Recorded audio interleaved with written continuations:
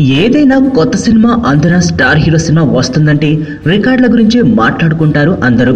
తొలి రోజు ఎంత వసూలు చేసింది, గత రికార్డులన్నీ బద్దలు కొట్టిందా లేదా, ఈ లెక్కలే వినిపిస్తుంటాయి. జనతా గ్యారేజ్ విడుదలకు ముందు ఎన్టీఆర్ ఫ్యాన్స్ కూడా ఇలాంటి లెక్కలే వేసుకున్నారు. తొలి రోజు వసూళ్లలో ఆల్ టైమ్ రికార్డులు బ్రేక్ చేయడం ఖాయమని భావించారు. తొలి రోజు వసూళ్ల పరంగా సర్దార్ గబ్బర్ సింగ్ 30 కోట్లతో మొదటి స్థానంలో ఉంది. రెండో స్థానం బాహుబలికి దక్కింది. అయితే సర్దార్కి జనతా గ్యారేజ్ దాని దాపుల్లో కూడా రాలేదు, బాహుబలిని కూడా టచ్ చేయలేదు. ఓవరాల్గా జనతా గ్యారేజ్ 24 కోట్లతో మూడో స్థానంలో నిలిచింది. ఎన్టీఆర్ కెరీర్లో మాత్రం ఇదే అత్యధిక వసూలు సాధించిన చిత్రం. ఇప్పటి వరకు టాప్ 3లో ఉన్న శ్రీమంతుడిని పక్కకు నెట్టిందంతే. టాప్ 1లో చూద్దామంటే 3లో కూర్చోవాల్సి వచ్చింది. రెండో రోజు వసూళ్లు సగానికి సగం పడిపోయే ప్రమాదం ఉంది. ఓవైపు భారత్ బంద్ కూడా భయపెడుతోంది. మరి ఏం జరుగుతుందో చూడాలి. నేను ఆనంద్. ఈ భూమన్నా, ఈ భూమి మీద ఏ సృష్టి అన్నా నాకు చాలా ఇష్టం.